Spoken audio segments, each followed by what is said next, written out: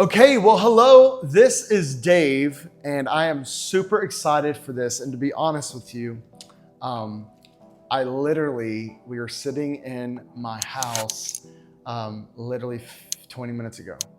Yeah. And I was like, bro, you need to be on my podcast. Let's go to the studio really quick and film a podcast. Dave, for many of you who don't know, is literally the one that we went to his orphanage probably 3 years ago now, I'm guessing. Yeah, maybe more. And literally was the place where my wife and I knew beyond a shadow of a doubt that we needed to get involved in the orphanage world. And because of his orphanage, we now have our own. He helped me start an orphanage. And so I thought, man, a perfect person to be able to come and talk to on the podcast, to hear his crazy stories and all that. And so let's get into it. So what I want to know, first of all, is just kind of tell me how you and your wife even got into this world, how y'all met briefly, Okay. and we'll get into some other stuff. Yeah, it's a little bit of a long story, but briefly. So she grew up on the mission field since she was 7. Mm-hmm. I did not. I was in the suburbs of Philadelphia and had landed my dream job as working for a project manager for a structural engineering firm. And I really thought that's what I was supposed to do. And I was 21. I heard that my now father-in-law was speaking at a local church. We used to go there on mission trips through high school. And I thought, I'd love to hear how it's going down there. And so in that service, he mentioned that they needed help. And I just felt like the Lord told me I was supposed to go and help. Yeah. And previously, I would be thinking, I think God wants me to do something else, but I don't know what. And in that service, I really felt like that's what He was calling me to. So put everything on hold for 2 months, headed to Guatemala. Second plane ride home is when I actually decided and felt that God was calling me to it. Yeah. And moved down, married the director's daughter, and 5 months later. So. And your wife and my wife are at the house right now. Yeah. Probably talking about girl stuff. I will say this: for those of you that are watching, thank you again. Thank you for subscribing. This literally was just a hobby of mine, and many of you are watching it, and so I'm grateful for you for doing that. By the way, so thank you for subscribing, liking, commenting. It means the world to me. But for many of you that are following this podcast, this family right here is literally.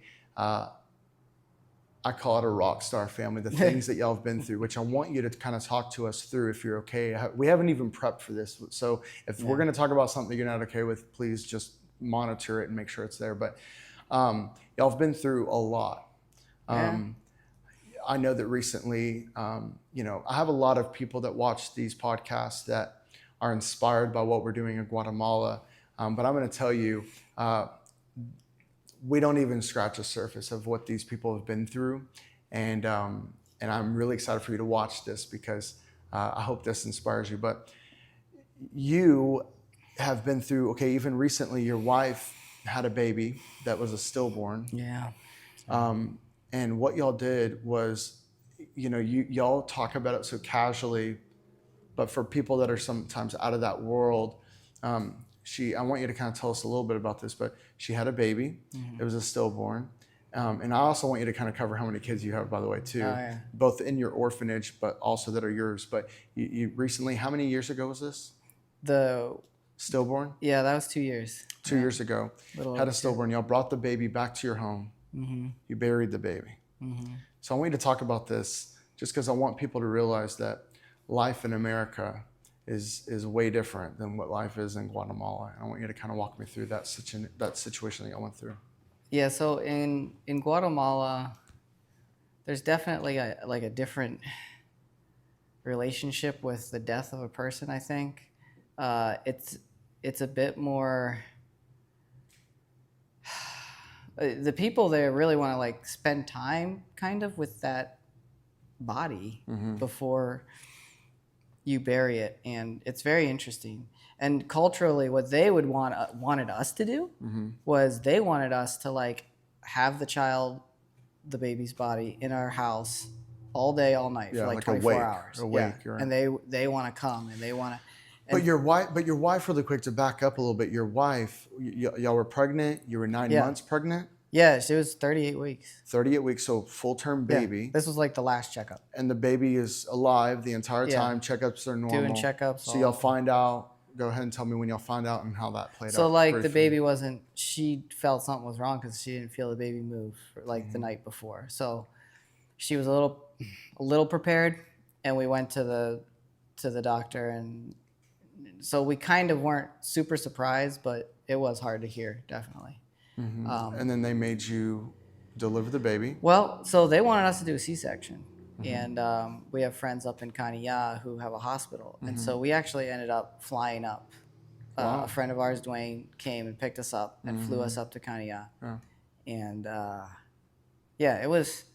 I've always thought I'd never not want to be in an airplane. I remember thinking this as I was flying. I was thinking I don't want to be in an airplane right now. Yeah. So you had the baby in Kanye? Yeah, and then So it wasn't a C-section. It was nope, natural. natural birth, very So- quick. Yeah, Baby comes out, and it was obviously a moment where you're like, yeah. I mean, you don't want to be there, right? And it was horrible. And so you have this, you have the baby, and you fly it back to your home. Yeah, that was hard. Like for tell me about me, like I guess I'm more still have some hints of American culture still in me than my wife does because she grew up in Latin America since she was 7, and like I know it was hard for her, but it was less maybe awkward or odd for her. But for me, that was kind of like that. You don't really do that. But we did it, and yeah, flew back, and then we didn't do a whole day thing. It was more like for a few hours, and we had some close friends and family come. And then actually we couldn't find a place really to bury the baby, and someone from the municipal end heard about it somehow. I don't know, donated it. That's wild. And so tell me how many kids you have, So which I know. I just have- want the audience to know. a lot of times that's a complicated question for us. I know. People So will how ask many- our kids how many brothers and sisters do you Yeah. have. They're like, well, so So we how have many 12. do you have in we your have 12 orphanage? kids. How many So do you have in your orphanage? in our store? orphanage, we have 75. 75? We run about 75, 76, Average, right. 77. Because for those of you that don't follow the orphanage world, and I know a lot of people are getting used to this, and also people who follow me I'm getting used to it because I'm 2 years or a year really into this. People think that you get an orphan and you have that baby for basically the rest of its life, and that's not how it works. The government finds a child that is within some type of problem. Either parents have abandoned the baby, or whatever issue may have come, and then they place that child in a home like ours, and then the government actively looks for placements for that child, either with families or whoever that they feel is deemed good for that. And then so homes can fluctuate. For those of you that are wondering, like, what does that mean, a fluctuating home? That's why, because you can have a child for a year, and that child can be placed into a different home, which you and I were talking about the other day or today actually, sorry, it's been a long day, of how difficult that is because you connect so much with these children, and then we only have them either for months, weeks, years, and you don't know, so you try to do that. So you have 75 children, and then you have 12. How many of yours are biological, and how many are adopted? So 7 biological and 5 adopted. 7 biological. Yeah. That's incredible. And so tell me, break down for somebody who doesn't understand in the orphanage world, why does Guatemala have a crisis? The recent stat that I've read is that 500,000 orphans are in the system today in Guatemala. Over 500,000. I don't know how accurate that is, or if that's been updated since the last time that I've read that quote. That's the last I've heard. Maybe you can correct me. But also, why is that happening? Culturally, what's happening that's causing so many orphans to be orphaned? So I did some research recently, and in the system, they're saying there's only within the child care system, there's only they say about 4,000 kids, but we know that's not at all correct. We would say there's more around, I would estimate closer to 6,000, maybe more children actually in the system. Okay. Why are there so many? There's some cultural issues. There's a lot of the kids that come, often it's alcohol where they're abandoned because of it. And so can you explain that? So, okay, so a parent gets addicted to alcohol. That's their whole life. They start abandoning their children. Yeah. They give the child up.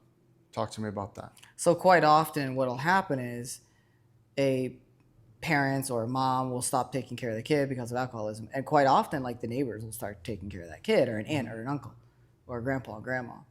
And typically what you'll see happen is their story is like they lived with this person and that person and that, and then basically everybody kind of got tired of taking care of them, unfortunately. And so is your job, is our jobs as someone who has an orphanage, I've understood this, it's not to be their father, really, right? Or their mother. I've learned that when a child is in your orphanage, it's really an opportunity to bring structure and to bring, so explain, what is your role as the director of an orphanage in a child that comes into your home? What is your role there?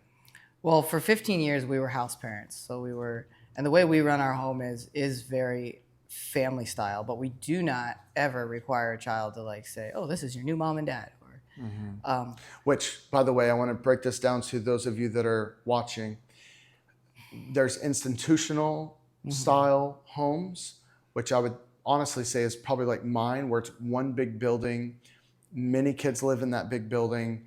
And that's kind of like, we never thought that we were going to ever do an orphanage. So we turned our life center that we had for missionaries that were coming in, and we turned that into an orphanage.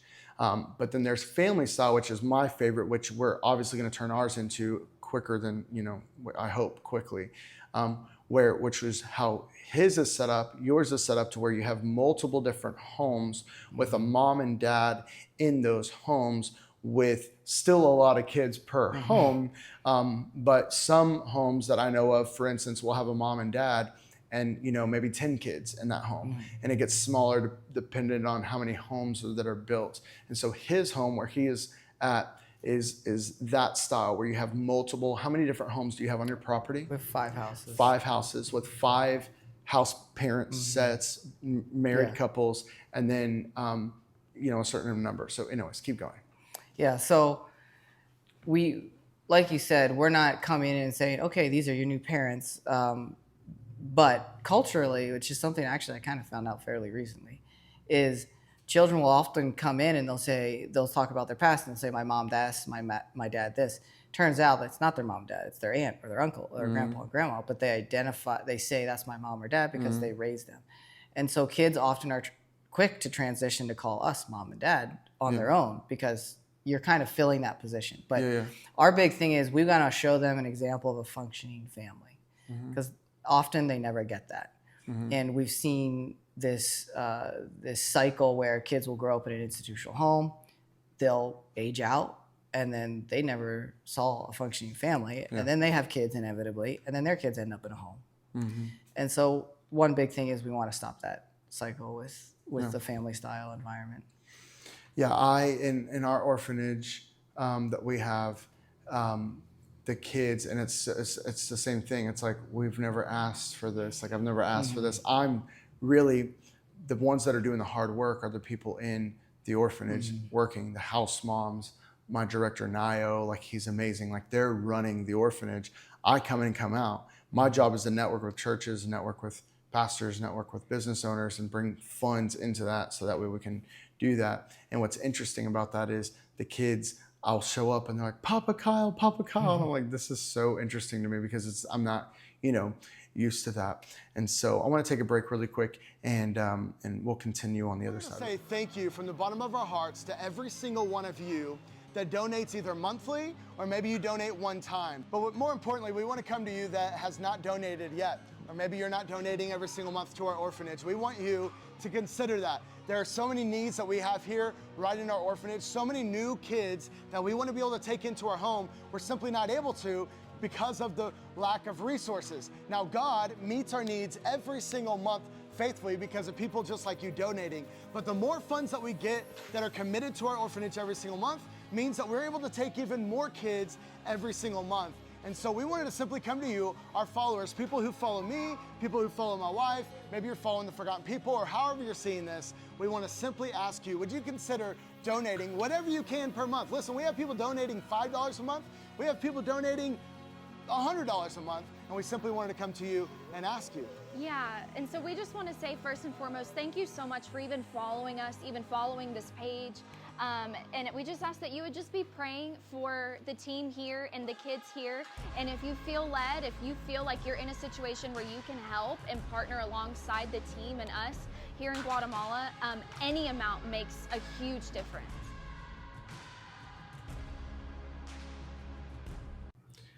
And so the family style home obviously is better for a child, but it's way more costly. Can you explain, for those that may not understand, why is a home, where does the funds go? A lot of people ask me, well, if I'm donating money, where does that money go? Is that going to go straight to the kid? And it's like, well, yeah, but we also are legally having to pay our house moms, our social workers. Can you explain kind of a basic structure for those that are watching? Yeah, so obviously a care for a child is anybody who has a child knows there's those basic medical, food, all that. Well, on top of it, when you've got kids that are in a system, and there's definitely a lot more mandatory travel fees. You've got legal fees. Can you explain what a mandatory travel fee is? Well, for example, these kids have court hearings, and they got to go to those court hearings. And what is it, 5 hours? Yeah, a court hearing can be, so if a child is from one part of the country and is brought into your part of the country because you're the only home that could take them, if that kid has 5 court hearings, you're taking them back to that part of the country, which costs a lot because you're either flying them in, driving them in, whatever it is. Yeah, and so on top of that, legal fees. And what I encompass in legal fees isn't just like lawyer fees, but it's mandatory legal things that you must have in order to care for this child, because it's a state-appointed child who has a case. So your social worker, your psychologist, those anybody that's doing home inspections, all those things, those are costs, extra costs than a normal family would have, that you have to care for, that you have to deal with. And so on top of all the normal, I think for us, looking at our accounting, which I do our accounting, and it's pretty close between food and education for us as far as our highest cost. So I want you to walk through some of the stories that these children are dealing with, as much as I know we have to be careful with what we're talking about, but I want to give those that are watching, a lot of people who follow me, either follow me for my business or for the nonprofit, and they're obviously interested in watching this YouTube video on what the orphanage world is like. And so break down some stories of what these kids are coming from and dealing with. I would love for you to talk about the little girl that's actually from Kania that was, that one. So break down some stories for us. So we have the most common stories is rape and child molestation is 90% of the kids, maybe more. And can you walk through, when you say a child is being raped or sexually molested, who is the most common person that's doing this? Most commonly, it is either a stepdad or a dad. And then from there's brothers, cousins, and grandfathers. Usually it's within the family. Most kids that come, it's someone in the family. Okay. Yeah. What other stories? Well, I mean, those are the most common ones. You've got a lot of kids with RAD, a lot of kids with fetal alcohol syndrome. Some extreme stories. I mean, definitely stories of teen girls. We have a home that receives teen girls, ages 11 to 15 or so. Sometimes we get calls for 10-year-olds that are pregnant. And so those kids, it's a lot of, I'm their legal representative, so I have to go and listen to their testifications. And so there's stories of girls getting tied up pretty often, a lot of beatings, and then on top of it, sexual molestation. The Department of Quiche, where you guys are, actually has a lot of very difficult cases and very hard cases. We have had one where the girl was being raped by her biological father since she was 3. She had her first period at 10, got pregnant, and came to our home. And we raised her till she was 18. And her she son, had a baby. she had a baby. And so her father is basically her child's father. Mm-hmm. Yeah. And that's the dysfunction that we have to understand, right? And deal with. And so how do you take a child out of a circumstance like that, as traumatic as that, which, there's so many more stories as well, but how do you take a child from that and try to give them a sense of hope, and a sense of normalcy, in a home like yours? So first you got to gain their trust if they're even going to listen to you. So it takes time, and they have to gain your trust. And a lot of what we teach them, especially because we're not sure how long they're going to be with us, we try and give them tools that they can use. So when they're on their own, and one of the big things is the spiritual side. We want to help them learn to heal, and give things up to the Lord. Give these things up to Jesus. A lot of them have a lot of shame and lack of self-worth. And that case, the entire town blamed her for it.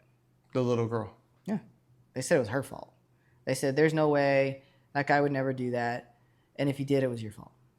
Her mom said that in court to her. And so, but literally the whole town came to the court hearings and would say, no, there's no way. This girl's just a bad girl. But DNA and everything else showed. And dysfunction, right?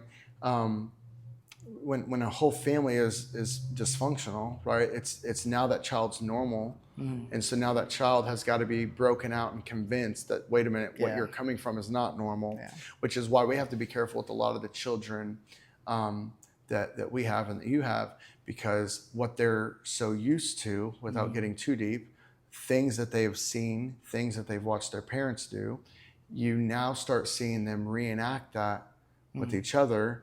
And we have to convince them that, listen, this isn't normal, and that you need to, all that. And can you walk me through the story of your girl that you have right now? I forgot how old she is, but Martina. Martina. I don't know if you're able to tell her story. Yeah. So Martina is an adult now. She's 24, I believe. We received her when she was 11. She was severely burned. She could not walk. She could not stand. She could not eat herself, diapers. She wasn't always like that. She was always slow, but she could run around and say some words. And she was a little girl that was definitely had some mental disabilities, but could interact with people and whatnot. So she got brought into the local clinic just covered in burns. Her whole face severely burned, the backs of her hands severely burned. And they looked into it. Social services didn't find out a lot of information, but the people of the village did come out and say that the guy he used to tie her up just to keep her out of trouble, he said. And I guess one day he got sick of it and tried to kill her. So. And this was her father. This is her dad, her biological dad. And so her dad tried to kill her by doing what? By putting her in a fire. Yeah, tried to burn her to death. So literally set the little girl on fire. Yeah, if I believe the locals heard it and ran and got her out of there and took her to the clinic. And so now you have this little girl that's now how old? 24.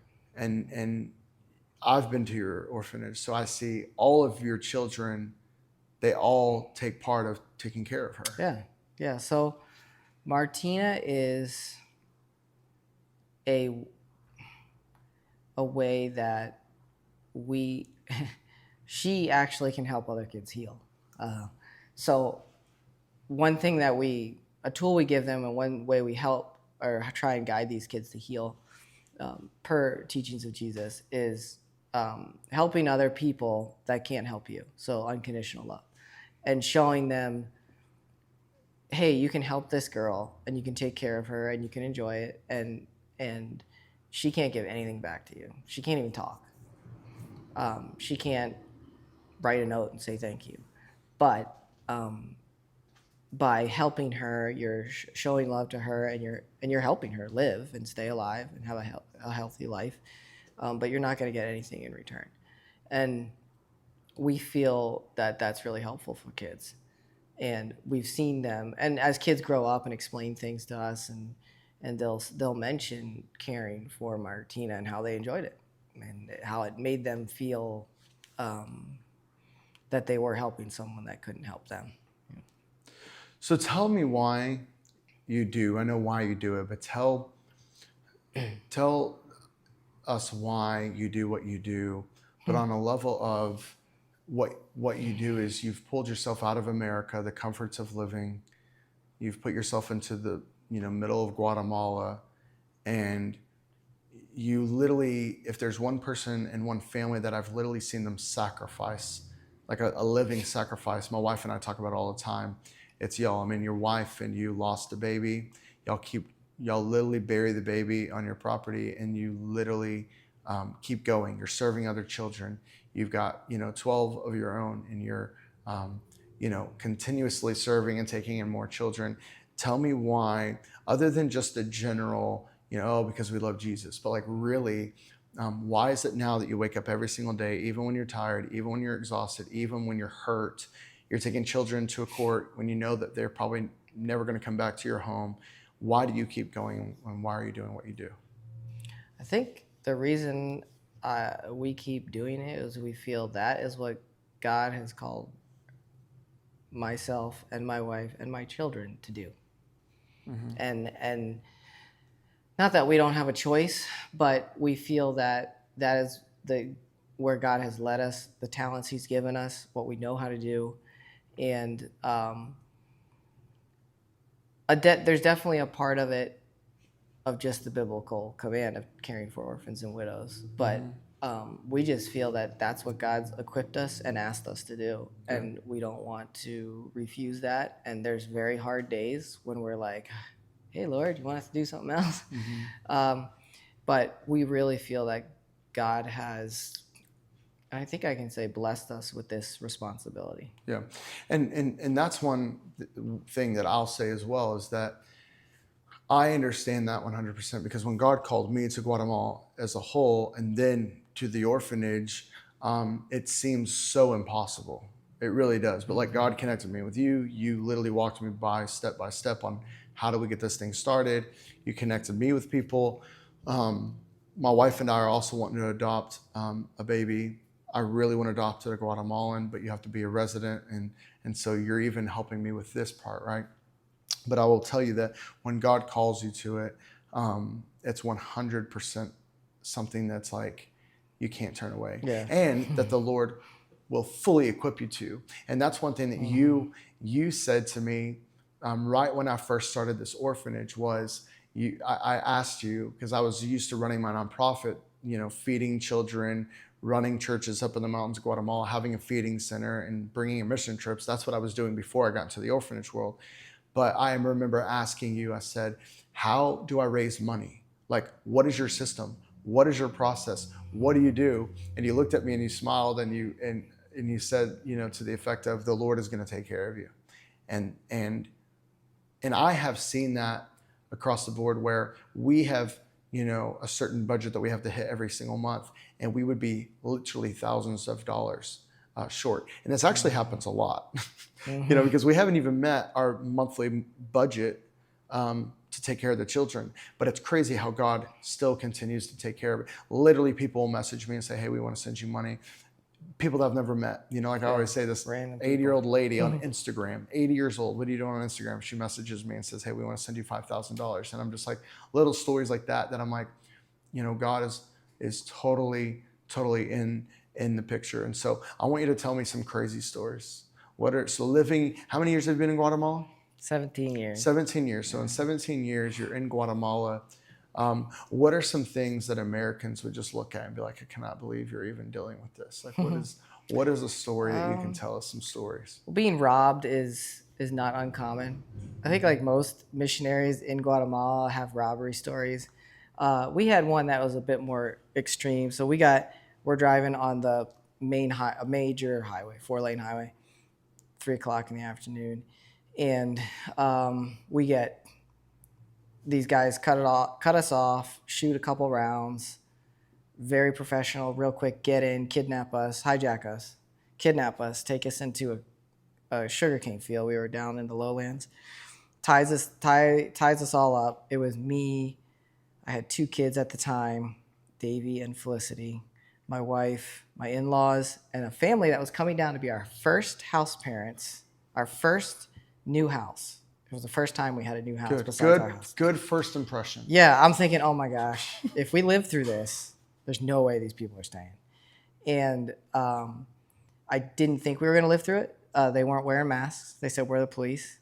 So we kind of assumed that was it. And, you know, people have those they always wonder, like, what would I do if a gun was held to my head? Like, how would I think? How would I react? And I very honestly, I was very peaceful. I thought, well, I did my best, like, at life, and I was worried about my kids. I hope they don't get sold, or my wife doesn't get raped, or, but I was at peace, and obviously they ended up not killing us.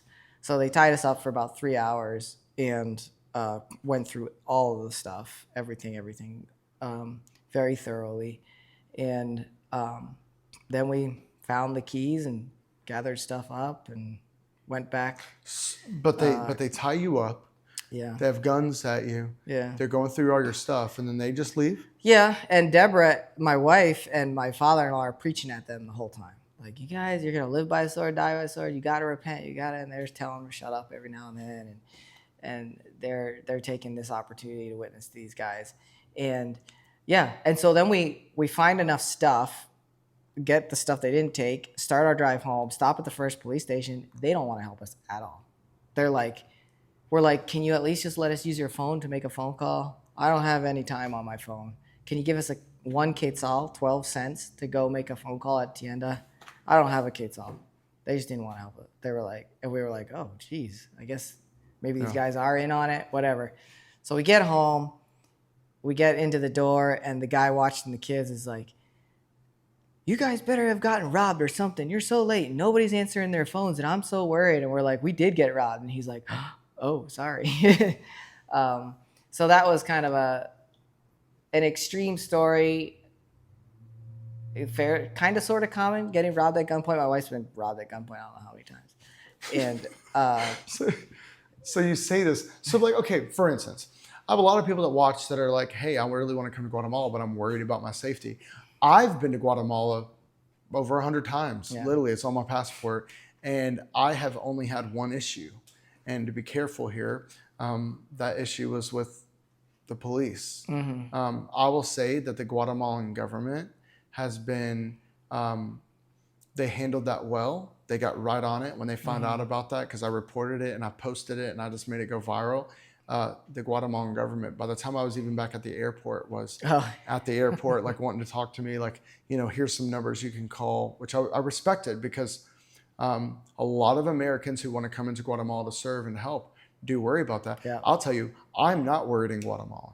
Yeah. I drive the streets. I drive in Guatemala City, like, you know where to go, where not to go. Mm-hmm. And, you know, I compare Guatemala a lot of times as what it's like here in America. Mm-hmm. You know, like, it's just as dangerous here in America that it is here or in Guatemala. So it's like, but, you know, right now we're, you know, I want to be careful with how I say this, but I know that missionaries can deal with threats as well. Mm-hmm. And so can you explain and talk about that side of things as well that missionaries can deal with? Yeah. So, well, it's probably been about 8 years since we've had an incident, whether it be on the road or at the house, or in our town. But Yeah, so you're a foreigner in a foreign land, and you definitely stick out like a sore thumb. There's definitely certain assumptions. White guys got a lot of money. And so you do have to be careful, but definitely you can't let fear run your life, right? You have to have this element of faith as a missionary, as a lot of people know, and that is part of it. This element of faith that God's going to protect you so that you and your children so that you can keep doing things. But you hear a lot of stories. I mean, we've got stories that are hard and difficult, and like our child dying, or robberies and kidnappings and threats and legal threats and things like that. But they help you grow. I mean, you do grow. You become a strong person. And sometimes through these trials, when we're going through them, I'm praying like, Lord, what are you preparing me for? Like, what am I getting stronger for? Like, what's next? Yeah. And I'll start to pray for the safety of my children. Typically, when those thoughts come to my mind, but it is definitely it's part of being a missionary. Safety wise, again, I encourage people not to let fear control their life and what they do. And if you feel God's calling you to go on a mission trip or go somewhere, I mean, God's going to make it happen. He's going to keep you safe. And I think, I mean, that's exactly where I'm at with it as well. Is that I walk in boldness. You have to be, I was a bouncer at strip clubs for years. Mm-hmm. So my natural personality was trained to be just this hard guy that's like, you want to mess with me? Okay, let's do it, Mm-hmm. And you can't necessarily walk into Guatemala like that. Mm-hmm. You have to just be cautious. You have to watch. You can't wear things that, mm-hmm. You normally wear in America. You have to just be caught. Like, I don't let my little girl walk really anywhere by herself. I don't mm-hmm. let my little kids walk anywhere by themselves. I don't really want but it's not that I'm scared, right? Especially where we're at, there's not a lot going on. Mm-hmm. In the city, I know it's a little bit more intense, but which, a lot of missionaries flood the city, right? They're in the city. Antigua. Rarely do you hear of missionaries getting out into, which I'm not hating on them. It's just a lot of orphanages and homes are surrounded by the city. So because it's easier to go to court, it's easier for hospitals, and I understand that. But way up into the mountains where you and I are, we're kind of on two areas. But I've learned that it's not as intense, So I try to explain that to people that are wanting to come and be missionaries. Is we literally land in Guatemala. We take a little bitty plane into the mountains where we're at. We don't even really touch the city, and we're there. So what would you say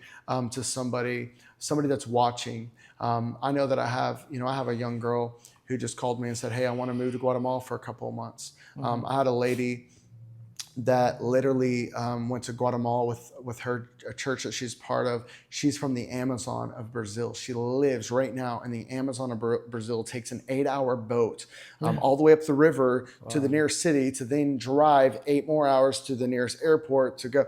And she's like, I'm coming to Guatemala and I'm going to be a missionary there for a month, But there's a lot of people out there that are watching this that are like, man, God is stirring something in my heart. And I can't tell you how many people I have seen that God is stirring something in their heart, but they will not step out of that comfort zone. And the amount of people that would actually follow God's desire for their heart would be incredible. Mm-hmm. If God is actually placing a desire, and I'm going to tell you, if you're watching this and you have a stirring, which we've all felt our callings, or a desire for you to step out of the country, to go into a place like Guatemala, what is your advice to them?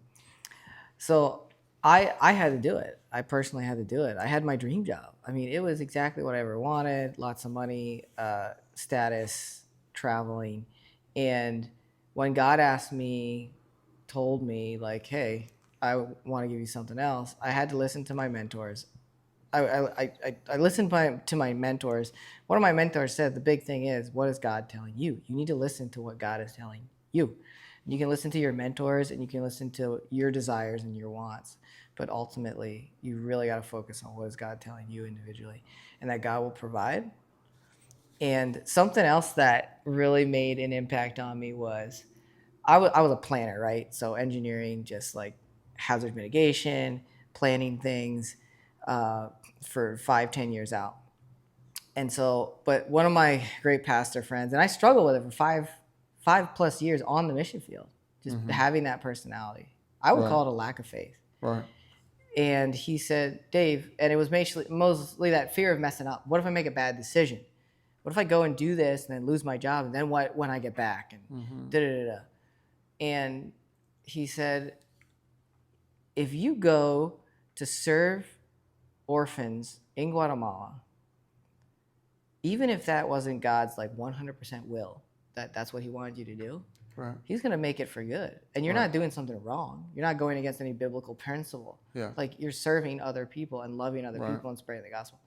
And so I think maybe sometimes that's a big fear, is like the what ifs, and what if this isn't really what God wants me to do, going to serve and help abuse and abandon children. I mean, you can't really go wrong. Right. Like, Let me ask you this, kind of before we close up. What is a constant worries and struggles that you deal with today? You know, I'm in America. I live full-time in America in the United States. I go to Guatemala once a month. I'm in Guatemala usually for 2 nights. If I'm on a mission trip, I'm there for 5 nights. So I have the luxury currently of, you know, kind of roughing it, if you would say it is roughing it, and then getting back to the States. I actually am understanding in my life now that I'm actually struggling more and more to come back to the States. yeah. Because I'll be in Guatemala, I'll be with children that I love, that we're helping. Then I come back to America, and you'll literally get chewed out on the phone by, you know, somebody, you know, a client with my business, or, you know, just I think in America, I get frustrated because we deal with a lot of problems that aren't really problems at all. So I'm dealing with death threats, you know, I'm dealing with, is this child going to go back to a family that internally I know is not the best decision? I'm dealing with this capacity, and I get back into America and I'm dealing with, okay, how do I make sure that this client's happy? And then, our snow cone stands that all support the orphanage as well, got broken into. And, you know, so I'm dealing with all kinds of problems. I want to know, you full-time being in Guatemala, running an orphanage, what are you going home at night and laying on the bed, and what is your struggles that you're dealing with?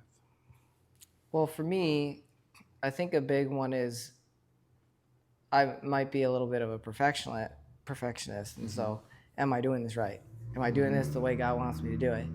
Am I sure I'm doing it right? How could I be doing it better? I should be doing it better. Why isn't God sending the help we need? What kind of help do you So we need volunteers, 1 month to 3 months, full-time volunteers. What does that look like if somebody's watching us? Typically, we're looking for a mature female that's 16 to whatever age that can help in the houses with the children, caring for them throughout the day, helping cook. And why is that a pressing need? Well, because our house parents are full-time. Our house parents are volunteers. Our house parents have their own families. And we want them to be able to be long-term, so consistent caregivers. So a typical house parent, I know this stuff, I'm just saying for the sake of people watching this that are learning right now. So a typical house parent is mom and dad, and they have their own children. Okay, so let's just say 3 kids for the sake of that. So they live in that house, and then there's also 20 other kids. Yeah, typically no more than 15. Okay, so Yeah, no more than but 15 to kids. 20 is a fair. And so you're saying the need for a house mom helper is someone literally can leave the United States, fly into your orphanage, which, by the way, you're a pilot. We haven't even talked about that, okay, which is a dream of mine that I can't seem to buckle up and do. But they would fly into your orphanage, and they would literally help one of those house parents. Yeah. Well, not just one. They'd be going to all the different houses and helping out as needed. Doing laundry. Yeah, and watching kids and developing a relationship. And then depending on how long they stay, it would get to the point where they would probably, house parents want to go out for a date one night, they can easily leave, and this person can stay after all the little kids go to bed and watch the house for them and watch a few of the big kids. Or just to help them have consistent rest, because it's a long-term thing. Right? Our longest house parents have been with us for 5 years. The other ones have been with us for like 10 years. The other one has been with us for going on 4 years. And so we want them to be able to make it for the long run, just like my wife and I have been doing it. We've been directing for 16 years now, is because we've always taken this mandatory day of rest. And if we didn't have that, I don't think we could last 15, 16 And that's years. what you deal with a lot of times, right? Is we have our orphanage has been, alive for the past year and a half now, I believe. And we are starting to see that some of our team that are the hardest workers you'll ever see in your life are starting to kind of be like, okay, I need help. Emotionally. Yeah. And so whenever, we're pushing out on social media, like, hey, we need help. It's like, man, we can't take everybody because we have to vet them. Like, you can't just be around our children and we don't know you. So a lot of people, we recently went viral on TikTok, and everybody and their moms reaching out. And my assistant's going through my inbox, and people are saying, hey, they want to come to Guatemala, they want to be there. And it's like, what we struggle with is like, how many of these people are actually like legit? How many of these, want to be legit, but how many of these are criminals? It's like so it's like this hard position to be in. But anything that you want to say before we close? Any encouragement to anybody? What is your mindset towards somebody that's just watching this, that is just curious about the orphanage world? I think it's super important, if you have never taken a trip out of the U.S. and gone to visit a ministry, not to just do tourism, but visit a ministry, like a real ministry, a missionary that's been there for a little while that can like show you around real life there, and your children. That's how I got into even being a missionary, or even knowing about being a missionary, was being exposed to that there is a whole nother life out there. And it's something that impacted me on that trip was when I was told, hey, like 72% of the world lives like this. I didn't buy it. I was a teenager.